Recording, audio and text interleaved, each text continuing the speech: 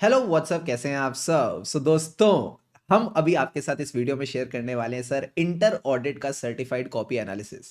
जी हाँ, वही inter audit जहां पे बच्चा सोचता है यार किसी तरह 40 मार्क्स ले आए। आज हमारे पास हमारी एक स्टूडेंट है जिनके आए हैं 88 marks. Yes, you heard it right, she has scored 88 marks. अब सर ये 88 मार्क्स कैसे आए? इनके आए 30 मार्क्स इन द एमसीक्यूज। और अगर मैं बात करूं डिस्क्रिप्टिव की, तो डिस्क्रिप्टिव में she has scored 58 marks out of 70। जी हाँ, बिल्कुल सही सुना आपने, 70 में से 58 मार्क्स। अब सर इस वीडियो में हमारा पूरा फोकस इसी पर रहेगा कि क्या हमारी प्रेजेंटेशन टिप्स होनी चाहिए, क्या प्रेजेंटेशन वाली चीजें जो हमको ध्यान रखनी है ताकि हम पेपर में अच्छे से अच्छे नंबर स्कोर कर सके। देखो, बिकॉज एक पॉइंट है, आपको कितनी नॉलेज आती हो, आपको कितनी बातें आती हो, बट अगर आप आईसीआई को प्रेजेंट ही नहीं कर पाओगे, आईसीआई के सामने वो बातों को अच्छे से नहीं प्रेजेंट कर पाओगे, तो एग्जामिनर नंबर कैसे देगा? तो कैसे हम एग्जामिनर से अच्छे अच्छे नंबर बटोर सकते हैं, कैसे एग्जामिनर का दिल लुभा सकते हैं, यही सारी बातें मैं आपको वीडियो में शेयर करने वाला हूं। वीडियो पे आगे बढ़ने से पहले एक अच्छे सीए स्टूडेंट की तरह वीडियो पे सर कर देंगे लाइक टारगेट रखेंगे कितना, 400 लाइक्स का। और मुझे पूरा विश्वास है आप अपनी पॉजिटिविटी से फटाफट इसको अचीव करवा दोगे। अगर चैनल पे नए नए आए हो, बिना सब्सक्राइब करे नहीं देखना, फटाफट चैनल को सब्सक्राइब कर दो for more such guidance and videos. अब सर स्टार्ट करते हैं डिस्क्रिप्टिव पेपर के साथ। तो डिस्क्रिप्टिव में अगर मैं बात करूं स्टूडेंट की, इनका नाम है यशिका। ठीक है, Yashika is the name of the student. She started with question number 2A। तो सबसे पहली चीज आपको ये सीखने वाली है कि जरूरी नहीं है अगर आपके पास 5 क्वेश्चन अटेम्प्ट करने तो सबसे पहले आप क्वेश्चन 1 करो, फिर 2 करो, फिर 3 करो, फिर 4 करो। नो, जो क्वेश्चन आपको सबसे अच्छे से आता है वो क्वेश्चन आप सेलेक्ट करते हो। तो इन्होंने सेलेक्ट किया सबसे पहले क्वेश्चन 2। अब देखते हैं कितनी अच्छी थी इनकी choice. So she started with question 2A। अब सर क्वेश्चन 2A किसके बारे में था? What do you mean by deficiency in internal control and significant deficiency in internal control? क्या मैं कह दूं ये डायरेक्ट क्वेश्चन है ऑफ ऐसे 265? Yes sir. अब आईसीआई ने भी इसका डायरेक्ट आंसर लिखा। अगर आप देखोगे 2A, सबसे पहले अगेन आईसीआई ने क्या मेंशन किया? स्टैंडर्ड का नंबर एंड नेम। उसके बाद they have given the definition of deficiency. Deficiency का क्या मतलब है? या तो जो कंट्रोल डिजाइन, इंप्लीमेंट और ऑपरेट हो रहा है, ठीक है, वो प्रिवेंट, डिटेक्ट और करेक्ट नहीं कर पा रहा मिसस्टेटमेंट, या फिर जो कंट्रोल नेसेसरी है दैट इज मिसिंग। दूसरा इन्होंने डेफिनेशन दी है ऑफ सिग्निफिकेंट डेफिशिएंसी। ये एक ऐसी डेफिशिएंसी है जो ऑडिटर की प्रोफेशनल जजमेंट में किसको पता होनी चाहिए? टीसीडब्ल्यूजी को, merit the attention of TCWG. And साथ ही साथ इसमें एक चीज और आपको लिखनी है, सिग्निफिकेंट डेफिशिएंसी का मतलब ये नहीं कि मिस स्टेटमेंट हो चुकी है, ठीक है, इट डज नॉट मीन कि मिसस्टेटमेंट एक्चुअल में हो चुकी है। If there is a likelihood and there is a magnitude then also it is a significant deficiency. तो यही बात यहां लिखी है, significance of a deficiency depends not only whether the misstatement has actually occurred but also on the likelihood of a misstatement could occur and the potential magnitude of the misstatement। तो अगर student ने 5 number का question है, ये चीज लिखी है, definition लिखी है, ये दोनों पॉइंट्स लिखे हैं, ठीक है, तो कहीं ना कहीं मेरे हिसाब से उसको पूरे नंबर मिलने चाहिए along with the introduction of the answer. अब आ जाओ कॉपी में, देखते हैं कितनी चीजें लिखी है इन्होंने। सबसे पहले अगर मैं बोलूं ऐसे का रेफरेंस, यस ऐसे का रेफरेंस दिया है, बट ऐसे का जो नेम है दैट इज नॉट देयर। फिर इन्होंने बोला डेफिशिएंसी इन इंटरनल कंट्रोल का क्या मतलब है? जो कंट्रोल है it is enable to prevent, detect और करेक्ट। पहला पॉइंट बिल्कुल ठीक है, और यहां पे एग्जामिनर ने भी ठीक कर दिया। दूसरी चीज जो कंट्रोल है वो मिसिंग है, वो भी ठीक है। अच्छा, यहां पे आप एक चीज देखना, इन्होंने पहले पॉइंट में एकदम अच्छे से लिखा control is enable to prevent, detect और करेक्ट, और इसको अंडरलाइन कर दिया। दूसरे पॉइंट में कंट्रोल इज मिसिंग, अगेन इस बात को अंडरलाइन किया। एंड जहां सिग्निफिकेंट डेफिशिएंसी को डिफाइन किया वहां पे भी लिखा it is of sufficient importance to merit the attention of TCWG. But यहां पे इसके आगे की थ्योरी क्योंकि इनकी मिसिंग रह गई तो आईसीआई ने थोड़े नंबर काट लिए एंड शी गॉट 5/3। क्या क्या सीखने वाली बातें हैं सर यहां पे? जब भी आप अपने पॉइंट्स लिख रहे हो आप उसमें प्रॉपर स्पेसिंग दोगे, ठीक है सर। आंसर की स्टार्टिंग किसके होगी? स्टैंडर्ड के रेफरेंस के साथ, ठीक है। You should start your answer with the reference of the standard. आप एक प्रोफेशनल पेपर लिख रहे हो, कहीं ना कहीं being a good professional it creates a good impression if you start your answer with the standard reference. उसके बाद जो भी आप अपना आंसर लिख रहे हो कीवर्ड्स को अंडरलाइन करो, ताकि एग्जामिनर के पास जो इतनी हजारों कॉपीज आ रही हैं, ठीक है, 100 150 200 कॉपीज आ रही है और उसके पास एक लिमिटेड टाइम है, उसको आपके कीवर्ड सामने ही दिखने चाहिए कि अच्छा merit the attention of TCWG सही लिखा है, इसको नंबर दे दो, ये बच्चा पढ़ के आया है। देखो आपकी शक्ल तो नहीं दिख रही एग्जामिनर को, बट एग्जामिनर को आपकी कॉपी दिख रही है। इसी के बेसिस पे वो जज करेगा कि इसको नंबर कैसे देने हैं। क्या ये बात समझ में आई? आई सर। एक क्वेश्चन आ जाओ और डिस्कस करते हैं। क्वेश्चन 2 का बी। 2 का बी का अगेन 5 मार्क्स का क्वेश्चन था, तोड़ तोड़ के। 2 नंबर का था पर्पस ऑफ कम्युनिकेटिंग कैम। 3 नंबर का था कि KAM is not a substitute of what, जो हम बोलते हैं ना प्यार से DMRS। It is not a substitute of disclosure, modified opinion, reporting under SA 570। It is not a separate opinion on individual matter. वही बातें यहां पे लिखनी थी, ठीक है। तो अब आ जाओ एक बार देखते हैं। ICA का आंसर तो ऐसा फैला हुआ है, पूरा पैराग्राफ फॉर्म में है। यहां 3 पॉइंट सब्सटीट्यूट वाले लिख रखे हैं। अब देखो बच्चे ने क्या किया है। 2B में इनको कितने मार्क्स मिले हैं? 2B में she has got 5 out of 5। Wow sir. अब देखते हैं इन्होंने कैसी चीजें अटेम्प्ट करी हैं। सबसे पहले 2B में she started again her answer with the reference of the standard SA 701। SA 701 किसकी बात करता है? की ऑडिट मैटर। अच्छा मैं आपको एक बात बता दूं, 701 का जो नाम इन्होंने लिखा है ना, ये इन्होंने इसमें बदमाशी करी है। अगर आप 701 का एक्चुअल नाम देखोगे, दैट इज की audit matter in independent audit report. और अगर आप यहां पे सजेस्टेड आंसर में भी नाम देखोगे, अगर इन्होंने दे रखा होगा रेफरेंस, देखो यहां पे भी पूरा नाम लिखा है। बट मैं आपको एक बात बताऊं ना, यहां पे ICA एक बेनिफिट ऑफ डाउट दे देता है। कहता है अच्छा बच्चे को इतना पता है ना की ऑडिट मैटर से रिलेटेड है, चलेगा, कोई दिक्कत की बात नहीं है। अब अगर आप देखो इनका सजेस्टेड आंसर, छी छी छी छी छी। बच्चे का आंसर, वाह वाह वाह वाह वाह, कितने प्रेम पूर्वक तरीके से लिखा है। Purpose is to enhance the communicative value, provide transparency, identify the matters which are most significant in audit of financial statement, and understand the entity and areas of management judgment। मुझे पूरा आंसर पढ़ना भी नहीं पड़ा, सिर्फ keyword से समझ में आ गया ये कहना क्या चाहती है। और सर यही कीवर्ड्स हैं जो हम क्लास में डिस्कस भी करते हैं। अगर आप अपनी बुक खोलो, एक मिनट देखो, ये रहा हमारा टॉपिक SA 701। हमने भी नाम यही दे रखा है की ऑडिट मैटर। अब सर अगर आप देखोगे पर्पस ऑफ कैम, यही पॉइंट्स अपन ने क्लास में हाईलाइट किए थे। Enhance the communicative value by providing transparency about the audit. फिर उसके बाद एडिशनल इंफॉर्मेशन, ताकि ऑडिट यूजर्स को पता चल सके वो matters which in auditors professional judgement most significant. ये कैम की डेफिनेशन ही आ जाती है। इससे क्या होता है? They are able to understand the entity and areas of significant management judgement. यानी दोस्तों अगर आप मोटा माटी मेन पॉइंट्स भी लिख देते हो जिससे समझ आ जाए कि कहना क्या चाहते हो, आपको पूरे में से पूरे नंबर मिल जाते हैं, प्रॉपर स्पेसिंग के साथ कीवर्ड्स को अंडरलाइन करके। Second part of the question, 2 में से 2 मिल गए, वाओ। अब sir second part of the question was very easy. 4 points लिखने थे, अगर आपने 4 पॉइंट्स ठीक से लिख दिए, कीवर्ड्स अंडरलाइन कर दिए।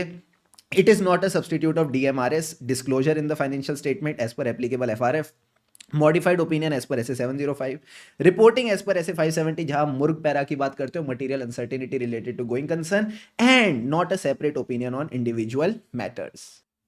तो ये तो सीधा साधा आंसर था। इसमें जो 3 पॉइंट्स, अगर आपने 3 पॉइंट्स कोई भी ठीक लिख दिए, आप देख सकते हो 3 टिक लगा रखे हैं, यानी 3 पॉइंट्स के 3 नंबर आपको मिल गए।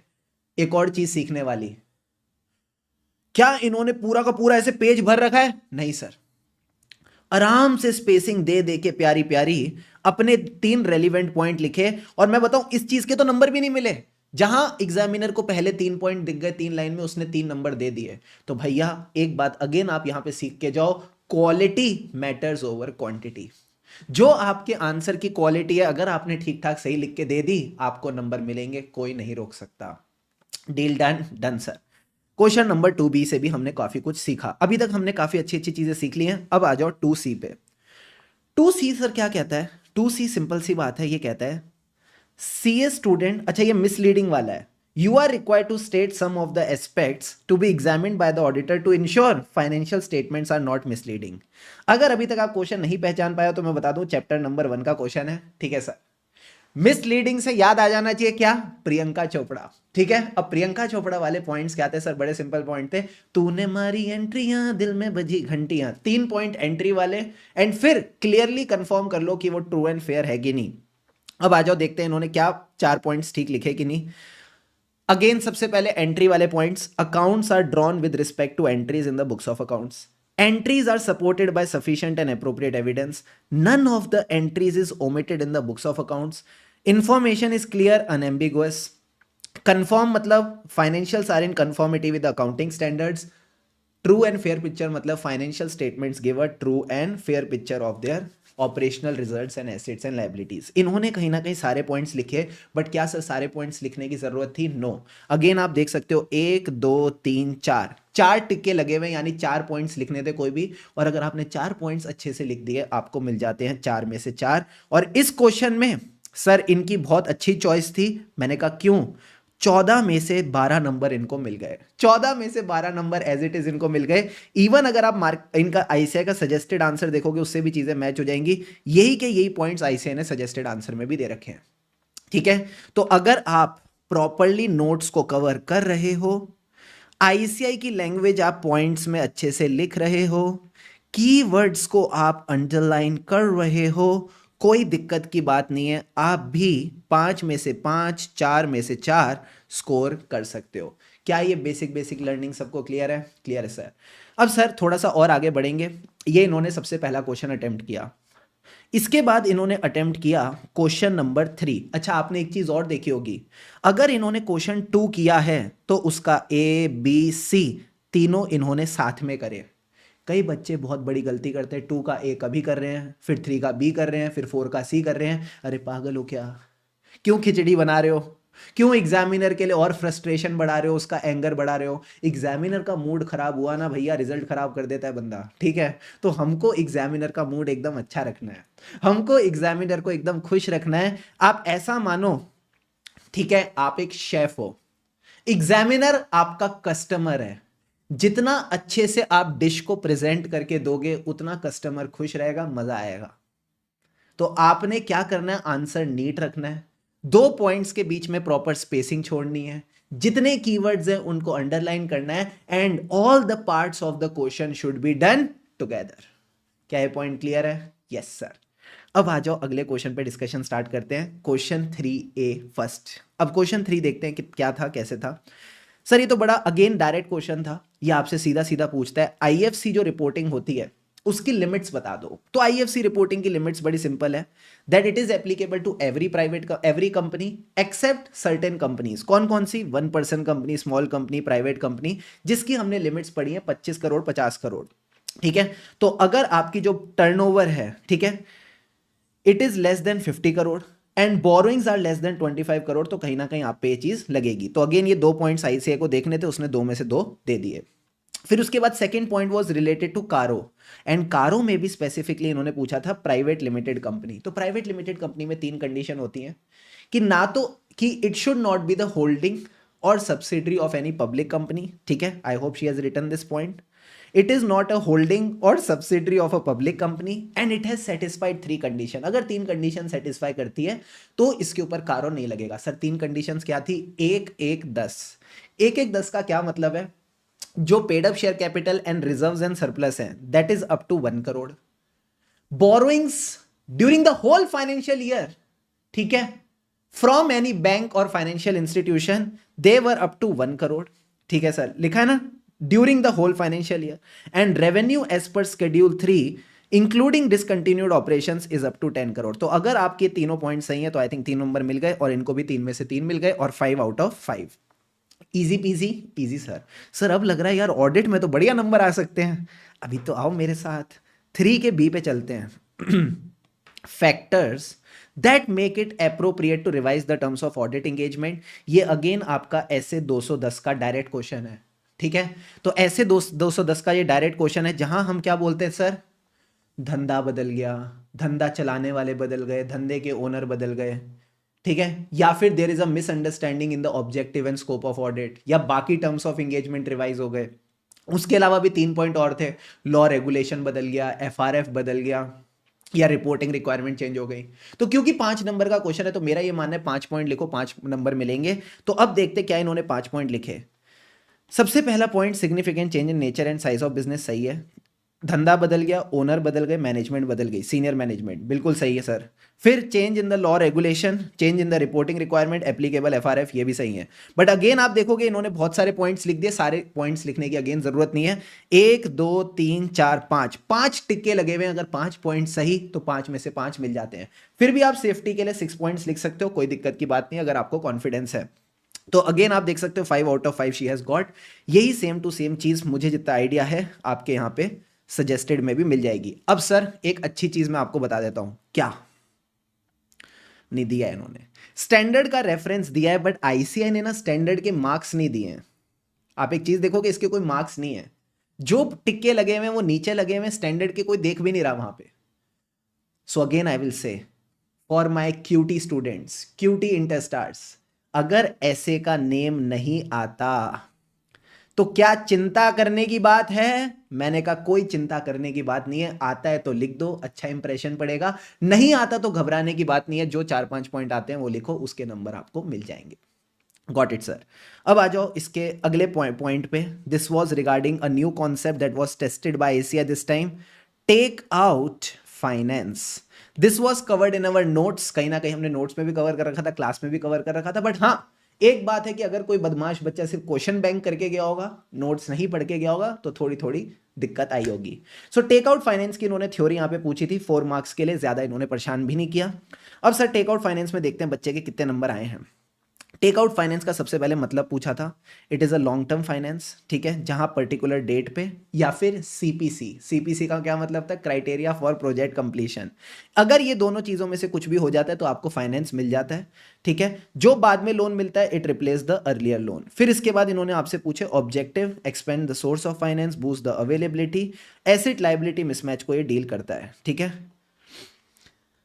उसके बाद सर इन्होंने सारी चीजें सही लिखी। फिर एनपीए क्लासिफिकेशन कैसे होती है, अगर मामला ओवरड्यू है फॉर मोर देन 90 डेज, तो क्योंकि ये एनपीए बन चुका है, तो इनकम रिकॉग्निशन कैसे होनी चाहिए sir? Income recognition for NPA is always on realisation basis, not on accrual basis.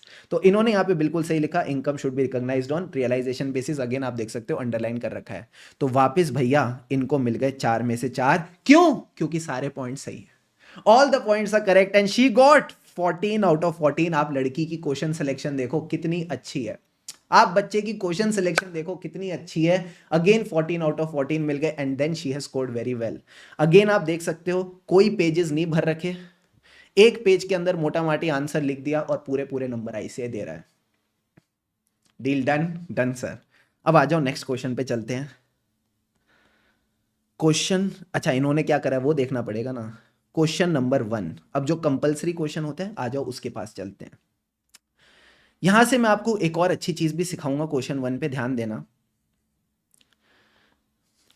मुझे नहीं पता आप में से कितने ऐसे बच्चे जिन्होंने May 25 का पेपर देखा है, ठीक है।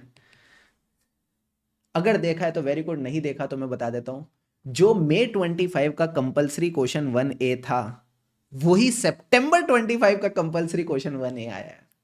सेम कॉन्सेप्ट इन्होंने पूछा कि ऑडिट प्रोग्राम बनाते वक्त what can be the various sources of evidence, वही सेम चीज इन्होंने क्वेश्चन 1 में पूछी। फिर उसके बाद उसी से रिलेटेड 2 पॉइंट्स पूछ लिए जो आपके अगेन नोट्स में दे रखे हैं, कि कैश इन हैंड को वेरीफाई करना है तो क्या सबसे बढ़िया तरीका रहेगा, इन्वेस्टमेंट विद द बैंक को वेरीफाई करना है तो क्या तरीका रहेगा। तो अगेन आई थिंक यहाँ पे थोड़ी सी स्टार्टिंग की थ्योरी मिसिंग है, इस वजह से स्टूडेंट को आई थिंक 1 मार्क मिला है आउट ऑफ 3। बट बाकी जो पॉइंट्स थे, 2 नंबर वाला जो पार्ट था वहाँ पे सही है कि कैश इन हैंड को वेरीफाई करना है तो कैश काउंट कर लो, ठीक है, जाके आप कैश काउंट कर लो।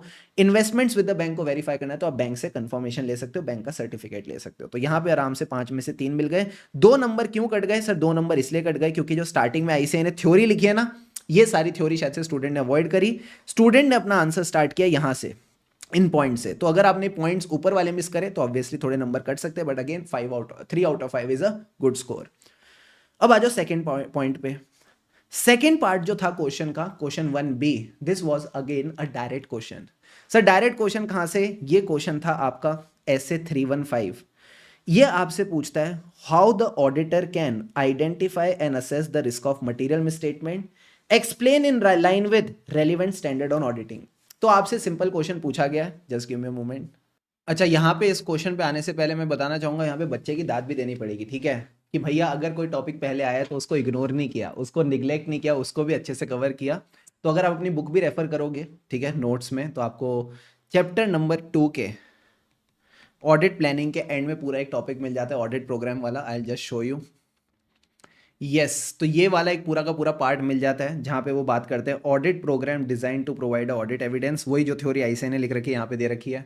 फिर हमने ये पॉइंट्स याद किए थे through a technique statement of inter की एग्जामिनेशन, 2 पॉइंट स्टेटमेंट वाले, 2 पॉइंट इंटर वाले, 2 पॉइंट एग्जामिनेशन वाले। और फिर मैंने आपको एग्जाम्पल्स जो आईसीए स्टडी मटेरियल में दे रखे थे वो कवर कराए थे कि कैश इन हैंड को चेक करेंगे through a cash count, investment with a bank को चेक करेंगे थ्रू बैंकर सर्टिफिकेट। ठीक है, तो यही चीज़ को कहीं ना कहीं आईसीए ने टेस्ट किया इन दिस एग्जाम। इवन अगर आप क्वेश्चन की लैंग्वेज पढ़ोगे तो सेम लैंग्वेज यहाँ पे दे रखी है।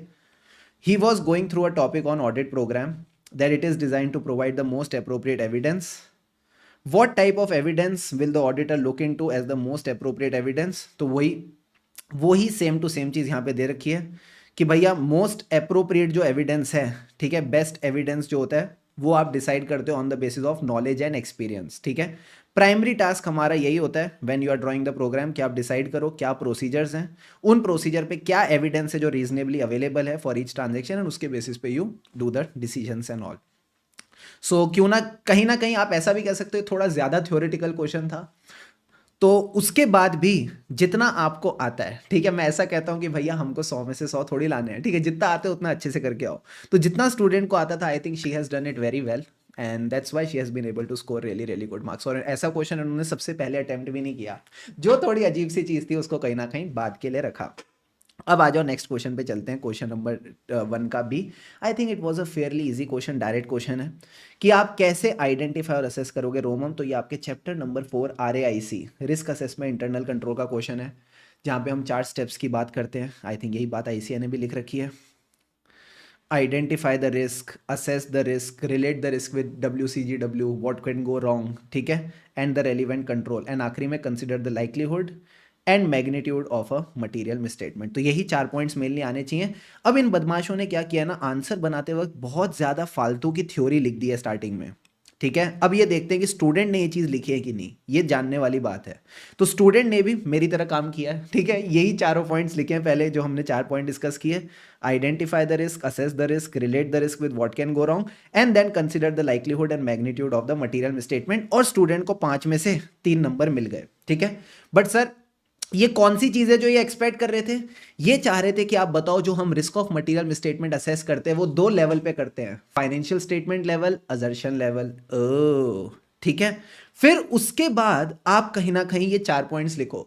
तो ये स्टार्टिंग के जो 2 पॉइंट्स थे ना कि हमने कौन से लेवल पे असेस करना है, शायद इसी रीजन की वजह से, और ये जो बहुत सारी इन्होंने मामला फैला रखा है इसी रीजन की वजह से शायद से 2 मार्क्स डिडक्ट हो गए। बट इन्होंने मामला फैला भी नहीं रखा, इन्होंने पूरा स्टैंडर्ड का नाम लिख रखा है ये, और फिर लिख रखा है ऑब्जेक्टिव क्या है, to identify and assess the ROMM due to fraud and error at financial statement level, assertion level. मतलब जो चीज ऊपर लिख रखी है वही बदमाशों ने यहाँ पे रिपीट कर रखी है। तो अब क्या है ना, जो मार्किंग स्कीम है अगर वो तो ढंग से बनी होगी तो फिर अगर बच्चे ने ये पॉइंट्स लिख रखे तो उसको पूरे 2 नंबर मिलने चाहिए। अगर नहीं बनी होगी तो हो सकता है इसका अलग नंबर, इसका अलग नंबर, पता नहीं इन्होंने क्या कर रखा है। Let's not go into that, let's focus on what we can do best. तो ये बात वैसे आपकी बुक में ऑलरेडी थी, बट कहीं ना कहीं एग्जाम में क्लिक करना बिकम्स लिटल टफ। कोई बात नहीं, 5 में से 3 मिल गए, ठंड पाओ। नेक्स्ट पॉइंट पे आओ। Now let's move to the next point. देखो कितना अच्छा बच्चा है। मुझे पता है क्या लगता है, ये क्वेश्चन शायद से स्टूडेंट ने करा भी नहीं होगा इस टाइम पे, यहां पे पेज छोड़ा होगा। अब क्योंकि एक पेज में आंसर हो गया आखिरी में, यहां क्या लिख दिया, पीटीओ। पीटीओ का मतलब ये नहीं है, पीटीओ मतलब पेज टर्नओवर। इस पेज को इग्नोर करो, अगले पेज पे आओ एग्जामिनर। अब सर 1 का सी क्या था, 1 का C was also a good question. 1 का सी था ऑन योर essay 501। देखो क्या कहता है, your answer as per relevant standard on auditing. पूरा क्वेश्चन देखते हैं। ABC Limited is a large drug manufacturing unit having the units in Hyderabad and Ahmedabad.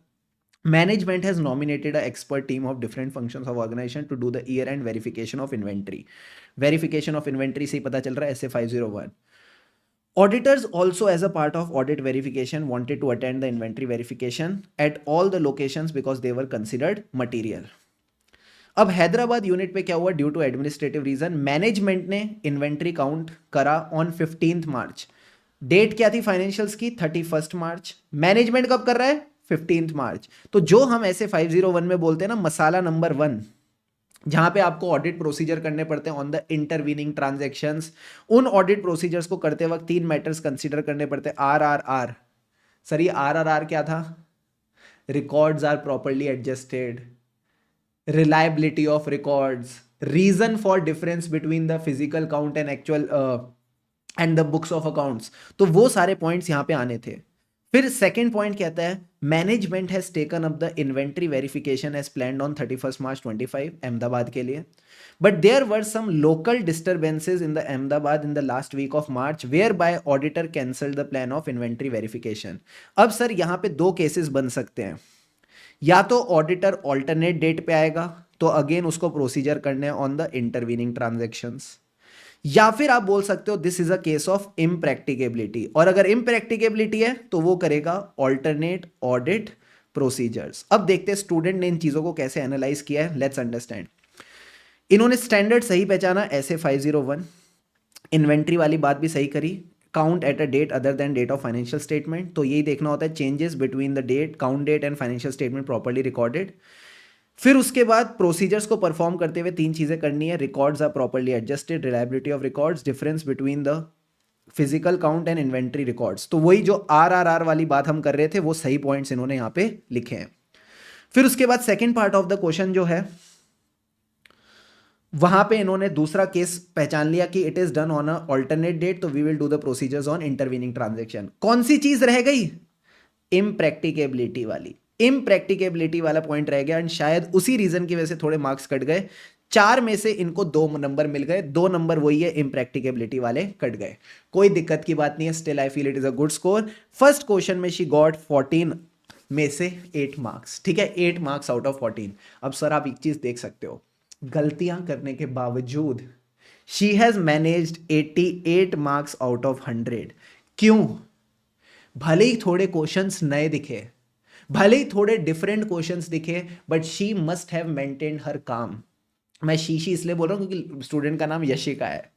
उसने अपना काम मेंटेन रखा होगा, उसने अपना कूल एंड काम माइंड रखा होगा, एंड जितना आ रहा था ना अच्छे से, जितना सीख के गई थी, जितनी चीज़ें क्लिक कर रही थी, उसने वो चीज़ें एकदम अच्छे से अटेम्प्ट करी है। यहाँ पे भी अगर प्रेजेंटेशन देखो, मैं बोलूँ ना, प्रेजेंटेशन में कोई कमी नहीं है।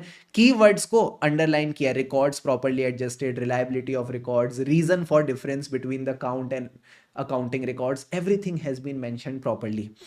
एंड यही आंसर आईसीए ने भी लिखा, अगर आप आईसीए का आंसर देखोगे तो वही पॉइंट्स हैं। हाँ, records are properly adjusted, reliability of records, reason for differences, पहला पॉइंट हो गया। दूसरा पॉइंट यही है, इंटरवीनिंग ट्रांजैक्शन देख लो, ऑल्टरनेट डेट पे कर लो, अगर इम्प्रैक्टिकेबल है then you need to do alternate procedure. तो वही के वही पॉइंट्स यहाँ पे आ गए। अब मेरे को लगता है सिर्फ 1-2 क्वेश्चन और रह गए हैं, then we will wrap up this session quickly. Question number 5, आ जाओ देखते हैं क्वेश्चन नंबर 5 में क्या है। मेरे साथ आओ मेरे दोस्तों, क्वेश्चन नंबर 5 देखो क्या कहता है। सबसे पहले पार्ट ए, क्या फैक्टर्स आप कंसीडर करोगे while planning the nature, timing and extent of direction and supervision of engagement team. देखो यहां पे ना मैं बताता हूं, ये लोग बदमाश हैं, ये पूरा का पूरा केस इज इररेलीवेंट, ठीक है, ये सिर्फ आपको थकाने की साजिश है।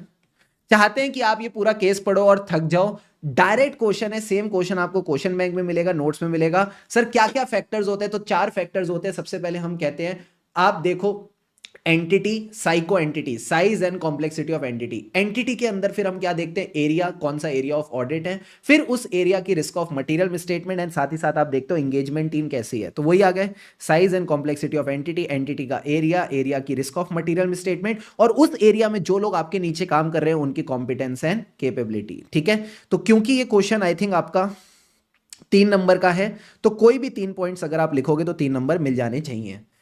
Second part of the question देखो क्या कहता है। ड्यूरिंग द ऑडिट, तमन discovers that information significantly differs from the what was available when the audit procedures were planned.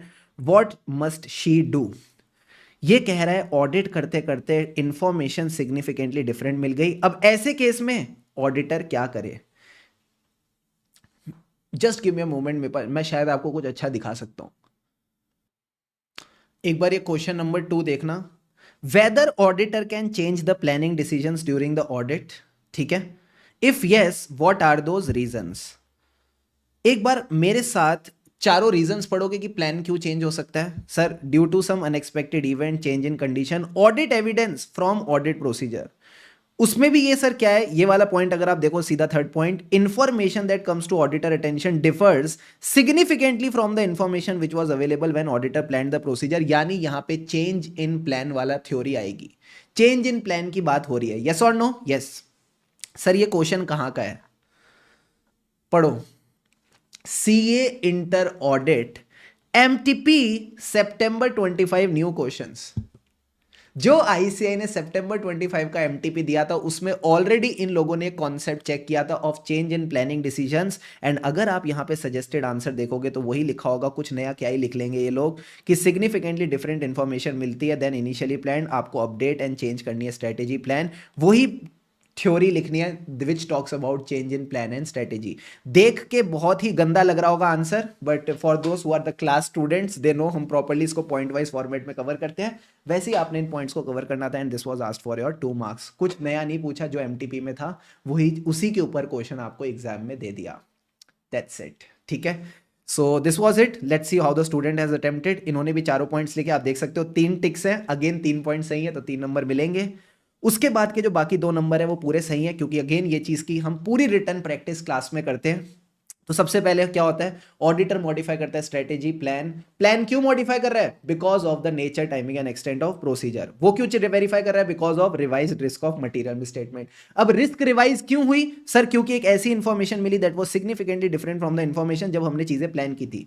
फिर मैं आपको बोलता था इस इंफॉर्मेशन का एग्जाम्पल बताओ कि जो एविडेंस हमको सब्सटेंटिव प्रोसीजर से मिला that is contradicting the evidence from test of control. वही की वही बात लिखी और आखिरी में कंक्लूड किया।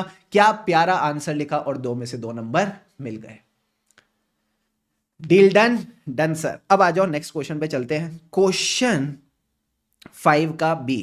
क्वेश्चन 5 का B again is a direct question. अच्छा, 5 के बी के बारे में मैं आपको कुछ बताऊंगा, बढ़िया ध्यान देना। What audit procedures will you perform to ensure all the borrowings which are reflected in the balance sheet are valid claims owed to the banks or other third parties? ये बस इतना बोलना चाह रहा है कि जो भी बोरोइंग्स हमने यहाँ पे दिखा रखी हैं, ठीक है, आपको पता है borrowing is the financial statement में बैलेंस शीट का आइटम। Yes sir. इसकी 4 असर्शंस क्या होती हैं? Existence, rights and obligation, completeness and valuation. तो हमको यहाँ पे बस ये बताना है कि these are valid. Sir valid का क्या मतलब है? जल्दी से बताओ। Come on come on come on. Sir valid का मतलब है ये चीज कहीं ना कहीं है, ये फेक नहीं है, ये एग्जिस्ट करती है। अब सर आइटम्स ऑफ एफएस में मैं हमेशा बच्चे को बोलता हूं घबराने की जरूरत नहीं है, आप पूरा चैप्टर समझ के जाओ, ठीक है, इग्नोर मत करो क्योंकि उसमें से एमसीक्यू आ सकता है। बट एटलीस्ट जिन टॉपिक्स को आईसीआई ने टेस्ट कर रखा है इन आरटीपी एमटीपी पास्ट एग्जाम, उनको इग्नोर मत करके जाना। एंड सर अगर आप चैप्टर 18 आइटम्स ऑफ एफएस के नोट्स देखोगे, यही सेम चीज borrowings represent valid claims by the banks and third party, यही लैंग्वेज मैंने आपके नोट्स में डाल रखी है। ब्रैकेट में भी लिखा है एग्जिस्टेंस असर्शन चेक हो रही है and this is asked in RTP सितंबर 24।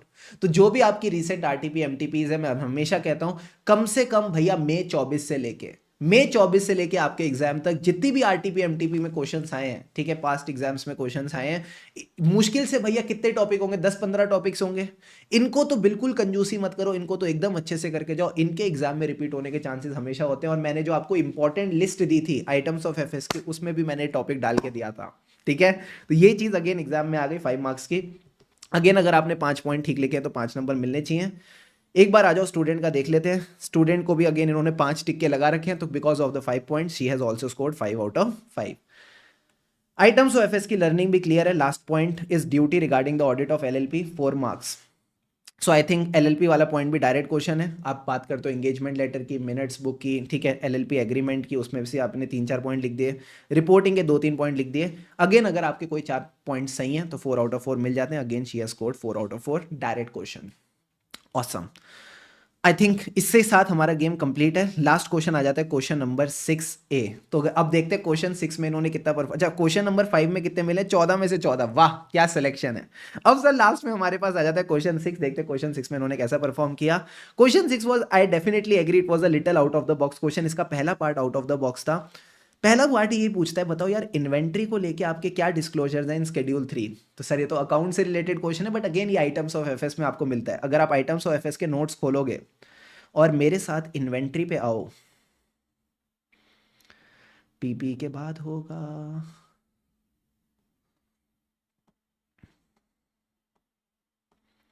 ये रहा, ये इन्वेंट्री का यहाँ पे डिस्क्लोजर दे रखा है, ये डिस्क्लोजर वाला पार्ट इन्होंने पूछा था।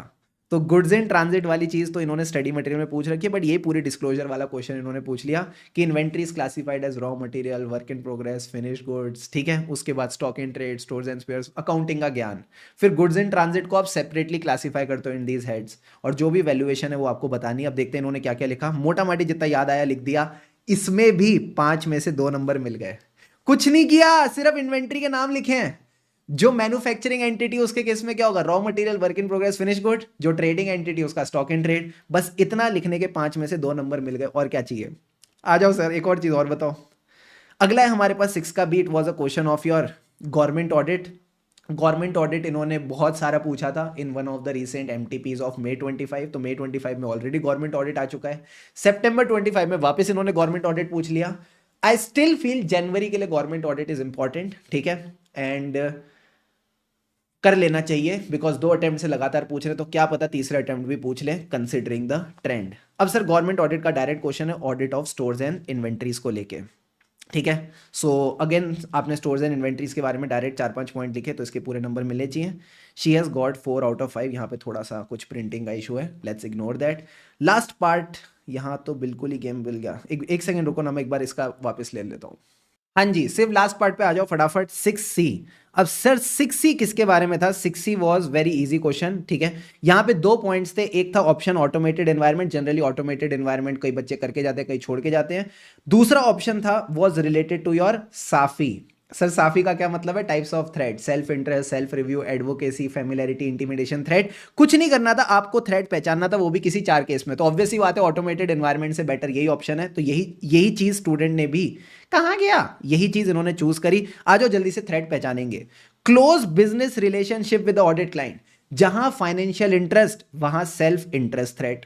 दूसरा, auditor perform services which are subject matter of audit, जो चीज मैं चेक कर रहा हूं वही चीज मैं खुद बना रहा हूं। तो जब आप अपनी बनाई हुई चीज को चेक करते हो तो उसको क्या कहते हैं, सेल्फ रिव्यू थ्रेड।